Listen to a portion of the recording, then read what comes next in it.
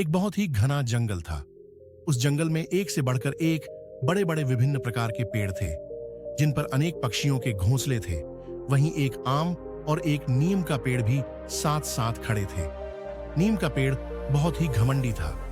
कोई भी पक्षी उसकी डाल पर आकर बैठे, यह उसे बिल्कुल भी पसंद नहीं था। उसके रूखे व्यवहार के कारण कोई भी पक्षी उसकी डाल पर घोंसला नहीं बनाना चाहता था। अगर फिर भी कभी कोई भूला भटका पक्षी उसकी डाल पर आ बैठता या घोंसला बनाने की सोचता, तो वह डराकर उसे भगा देता। इसके विपरीत आम का पेड़ बहुत ही नम्र और उदार था।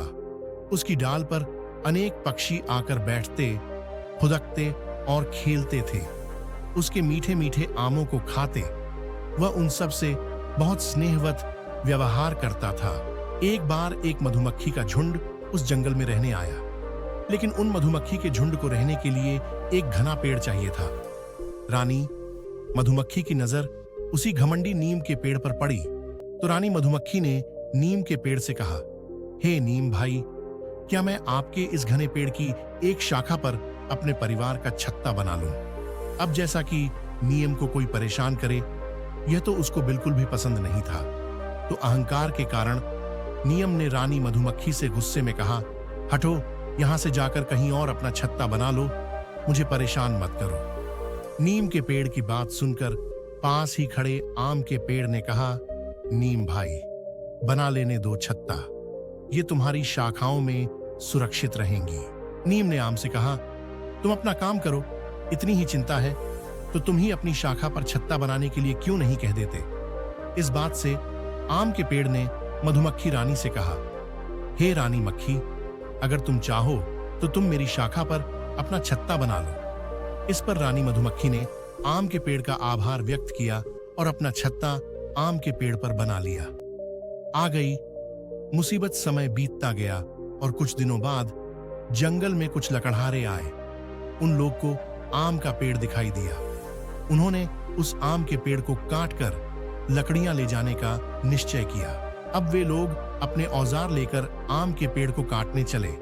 तभी एक व्यक्ति ने ऊपर की ओर देखा तो उसने दूसरे से कहा, अरे भाई, इस पेड़ को मत काटो, इस पेड़ पर तो मधुमक्खी का छत्ता है, कहीं ये उड़ गई तो हमारा बचना मुश्किल हो जाएगा।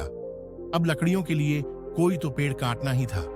उन सब ने इधर उधर नजर दौड़ाई तो वहीं घमंडी नीम का पेड़ उन्हें लकड़ियां काटने के लिहाज से सही लगा। इसमें हमें ज्यादा लकड़ियां भी मिल जाएगी और हमें कोई खतरा भी नहीं होगा। वे लोग मिलकर नीम के पेड़ को काटने लगे। नीम का पेड़ दर्द के कारण जोर जोर से चिल्लाने लगा, बचाओ बचाओ बचाओ।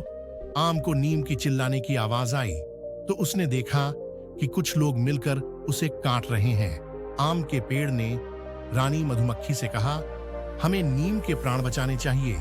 आम के पेड़ ने जब रानी मधुमक्खी से नीम के पेड़ के प्राण बचाने का आग्रह किया तो रानी मधुमक्खी ने अपने पूरे समूह को उन लोगों पर हमला करने का आदेश दे दिया। रानी मधुमक्खी के आदेश पर सभी मधुमक्खियों ने एक साथ उन पेड़ काटने वालों पर हमला कर दिया और उन सबको डंक मार मार कर उनका बुरा हाल कर दिया। वे लोग अपनी जान बचाकर जंगल से बिना लकड़ियां काटे ही भाग गए। नीम के पेड़ ने मधुमक्खियों को धन्यवाद दिया और अपने आचरण के लिए क्षमा मांगी। तब मधुमक्खियों ने कहा, धन्यवाद हमें नहीं, आम के पेड़ को दो जिन्होंने आपकी जान बचाई है, क्योंकि हमें तो इन्होंने कहा था कि अगर कोई बुरा करता है तो इसका मतलब यह नहीं है कि हम भी वैसा ही करें। अब नीम के पेड़ को अपने किए पर पछतावा हो रहा था और उसका अहंकार भी टूट चुका था। नीम के पेड़ को उसके अहंकार की सजा भी मिल चुकी थी। उसने अपना व्यवहार अब पूरी तरह बदल लिया था।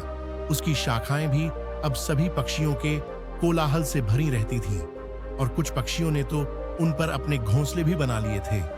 नियम का घमंड से हमें यह शिक्षा मिलती है कि हमें कभी अहंकार नहीं करना चाहिए। जितना हो सके लोगों के काम ही आना चाहिए, जिससे वक्त पड़ने पर तुम भी किसी से मदद मांग सको। जब हम किसी की मदद करेंगे तभी कोई हमारी भी मदद करेगा।